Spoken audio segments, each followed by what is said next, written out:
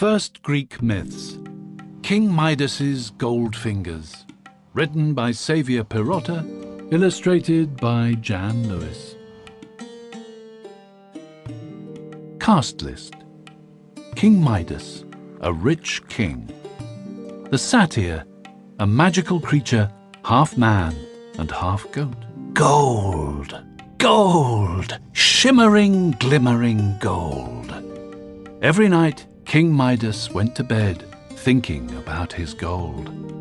He had lots of it, all locked away in secret places so no one else could touch it.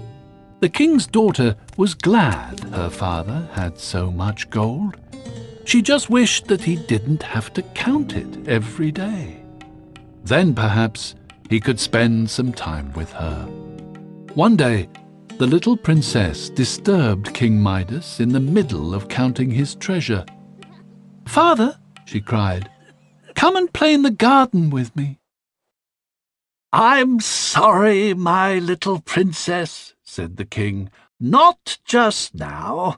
I must finish counting my gold. 1 golden goblet, 2 golden cups."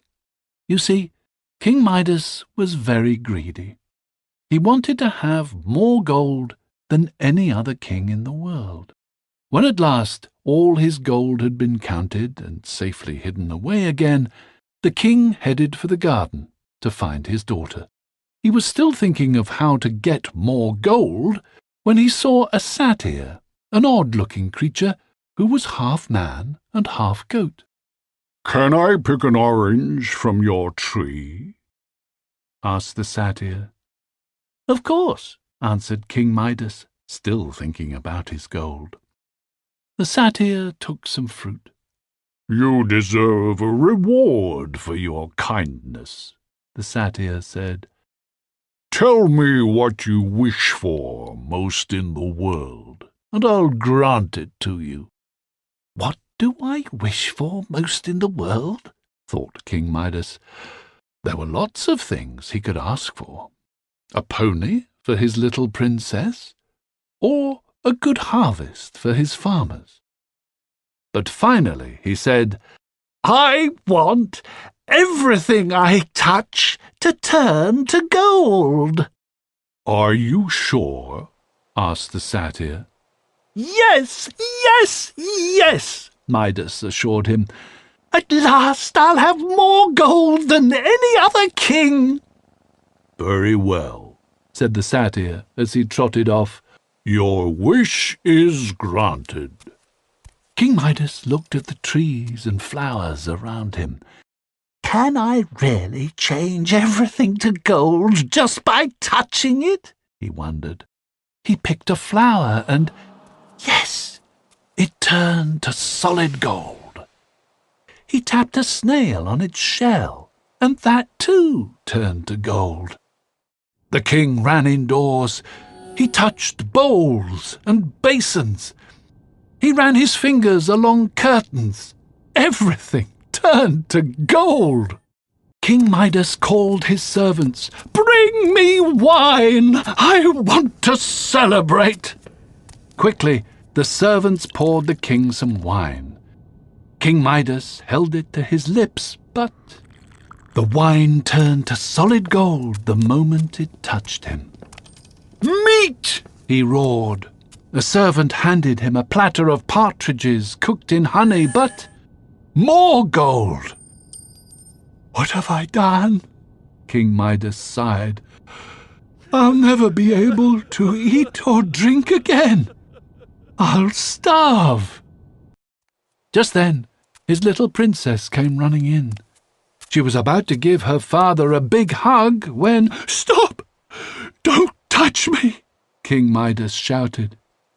The princess looked sad. "Papa, why not? What have I done?" "Oh, my little princess, you haven't done anything," cried the king. "It's me. I'm cursed. Everything I touch turns to gold." "But you love gold, father," the little princess said. "Aren't you pleased?" King Midas sighed. You can't drink or eat gold, Princess. You can't hug it. What shall I do? Would the person who put the curse on you take it away again? Said the princess. That's it, said King Midas. He ran out of the palace, leaving a trail of golden footprints behind him. When he caught up with the satyr, he fell to his knees. Please, take back your gift, he begged. Don't you want everything you touch to turn to gold after all? Asked the satyr. No, said King Midas, his head bowed in shame.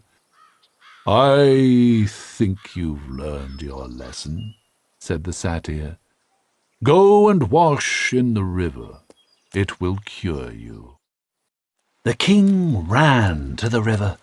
He took off his clothes and dived in. King Midas scrubbed his hands over and over again. Then he picked up a shell, held it tightly, and it remained an ordinary shell. The golden touch had flowed out of him and away on the river. King Midas dropped the shell and scooped water to his dry lips. How good it tasted! Then he put on his clothes and hurried back to his palace. There he gave his little daughter the biggest hug ever. You see, my little princess, said the king happily, some things are much more precious than gold. Woohoo! The book is complete.